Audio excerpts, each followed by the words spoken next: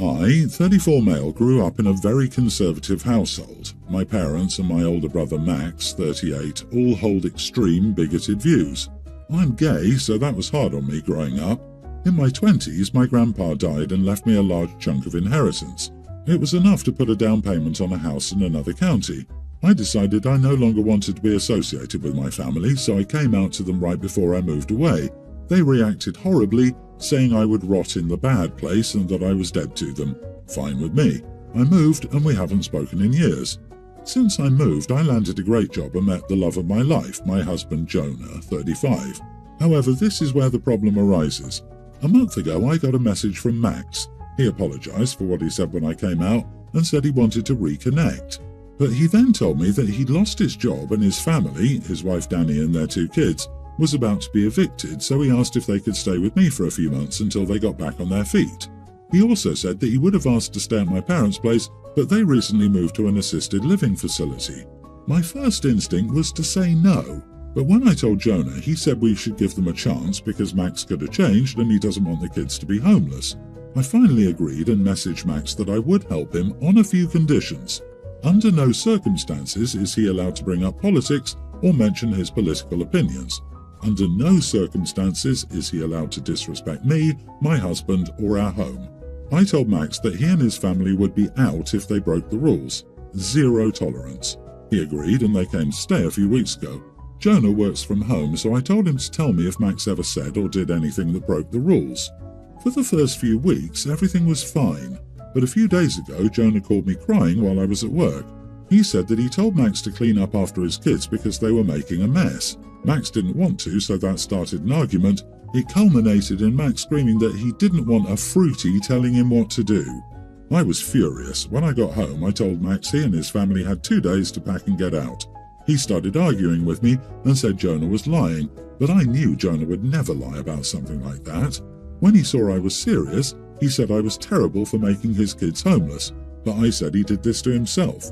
Danny then stepped in, apologized for Max, which confirms he said it, and begged me to give them another chance, but I said zero tolerance means zero tolerance.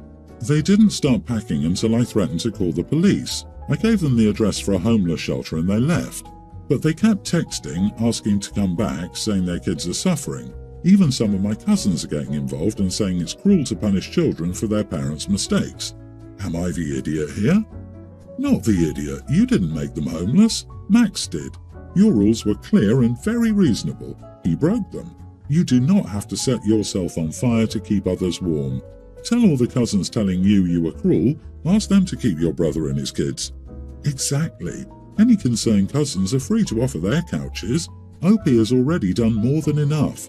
They only reconnected out of convenience and with a handout. You were very generous to give Max a second chance, and he blew it. The shelter can help him get back on his feet, and in the meantime, they will all be getting their basic needs met. Personally, I'd also feel bad about the kids, so I'd offer that Danny and the kids could stay with the same conditions, plus that Max is not allowed in the home. If they refuse because they don't want to be separated, then it cannot in any way be considered your fault that the kids are homeless. You are a good person. Sorry you have a crappy family. OP's not at fault anyway. That falls on the parents. Max bit the hand that fed them. Do not feel bad. You do know what he's teaching those children, the same views he said to your husband just behind your back. Also, OP, change the locks on your home immediately, because I have a feeling your brother made a copy of a key. Good luck, and I really hope you stick to your guns and do not let your unpleasant family members ruin any more of your new life. I, 23 female, have a new roommate, 24 female, Ali. I'm solely on the lease and she lives with me but hasn't signed a lease yet. It's only been 2 weeks. We both have one cat and have been slowly introducing them to each other. Both pets have lived with other animals, dogs and cats, in the past. This past week when I came home one day I couldn't find my cat. After 10 minutes of looking, I found him behind the toilet in the bathroom, not looking good. I helped him out from behind to find a huge cut and bleeding on his right shoulder area. There was lots of blood. I immediately took him to the vet. He ended up needing to stay overnight and get stitches. I contacted my Ali while at the vet, and she said, "Oh yeah, my cat got him pretty good, so I locked yours in the bathroom." My vet bill was over $600 when all was said and done, and my cat had to be monitored for about 14 days after. I talked to Ali about it and she admitted that she left the cats alone together because she wanted to play video games, and hers attacked mine and she didn't know what to do. She locked mine in the bathroom so she could continue her game and forgot about him. When I got home from the vet, I took the bill to Ali and said we were splitting the bill. She instantly got upset and said there was no way she should have to pay for that when it was my cat. I told her that her actions and pet caused the accident and she needs to be more careful when introducing pets. Ali is refusing to pay half the bill. I told her that if she couldn't own up and pay half the bill, I couldn't have her living with me. If I can't trust her to be alone with our pets, I don't want my cat to get hurt in the future because of her. Our co-workers are now telling me that I'm in the wrong because I shouldn't be giving her a pay or move out ultimatum. Am I in the wrong here? Edit, yes. I did have my cat locked in my room when I left for work in the morning. Ali let him out to help with the introductions. Not the idiot. Pay the bill yourself and kick this person out. She's only been there 2 weeks, so it's likely she has no tenancy rights. Refund her any deposits or rent payments and tell her to get the heck out. If you don't, your cat will either accidentally run away or her cat will continue to hurt it. Either way, she's not going to give a crap, and she just proved to you that she's too irresponsible and immature to live with. So pull the plug and get her the heck out now. As for your co-workers, tell them to mind their own business. This, OP. Making her pay half the bill is not going to change how irresponsible she is. She clearly has no remorse about this and doesn't understand why. She can't be trusted to ever be alone with your cat, which is not a tenable living situation.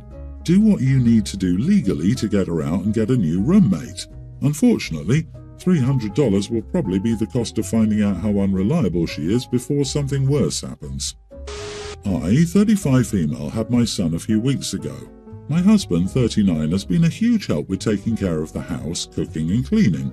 I let him know often how much I appreciate everything that he does. My family also helps with taking care of our son. My husband's 40th birthday was this past weekend, and he made it clear he didn't want a huge party.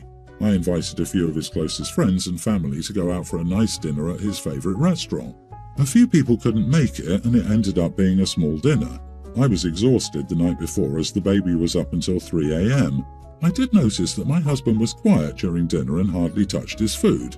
When we got home after dinner, my husband looked at me with an angry expression on his face. He starts screaming that I ruined his 40th birthday. His telling me he didn't want a huge party meant he did. I was so tired that I burst into tears and haven't spoken a single word to him except when it's about the baby. I'm starting to feel like the idiot for not making my husband's 40th birthday a better one. Not the idiot. Looks like you have 2 babies to deal with in the house now, a newborn and a 40-year-old infant. Or you. You are not at fault for not knowing that not wanting a big party means wanting a big party. Your husband is a grown man of full maturity and should know how to properly ask what he wants. He should also know that people cannot read minds. Don't get me wrong, OP is not the idiot pretty clearly, but I believe that a lot of people who do the whole "don't make a big fuss for me for my birthday" sort of do it as a coping mechanism. It's like folks who claim to prefer being solitary to mask their loneliness and wish they had friends to do things with. Homie's anger is completely misdirected, but I'd imagine the root of his feelings are, I only had a small group willing to celebrate my birthday, and of that group, half of them didn't even come. LOL, what? I'd be so upset if I told my husband not to plan anything for my birthday and he threw a party. I would feel disrespected and not listened to. I also prefer having my husband and son and having plenty of friendly interactions with people, but I choose not to go out and socialise with them, despite invites. That's a pretty blanket statement to make, and as adults, we should just take people at their word and not put our projections on them. You might feel lonely or might be coping, but that hardly means everyone is. Honey, please consider carefully whether this behaviour is out of character for your husband. If it is, insist he sees a mental health professional immediately. If it's not, is it just one in a string of examples or a slightly more egregious one? Ask that loving, helpful family of yours if you can please move in with them while you sort out the details of your divorce. My husband's little brothers live with us. We planned on being child-free for many reasons, but there was no way we were going to let them two go into foster care. They're only toddlers. I don't know how true this is, but we were told we would likely never see them again if we didn't take them in. It was hard. I don't regret a bit of it, but we had to change many things. We're definitely losing money a lot faster now too, and sadly we even had to give my dog away because the older boy is terrified of dogs and was having panic attacks every time he saw her. My mom was horrified. She hates that I had to sacrifice so much even though I never signed up for it, which I understand. She mostly despises the fact that I gave our dog away. I get that too. I was so heartbroken over it, I cried, but unlike what most people think, the constant exposure made the older brother worse. Not even therapy was helping because he was so overwhelmed already. My mom thinks I did a cruel thing and says my priority was the dog. I feel guilty, but I'm so busy with the kids and I have bigger things to worry about. Insensitive as it sounds, I know my dog's safe with loving owners and I've moved on. I was having a really tough day yesterday. My boss has been harder on me ever since I took a break to focus on the kids, so I had to deal with that.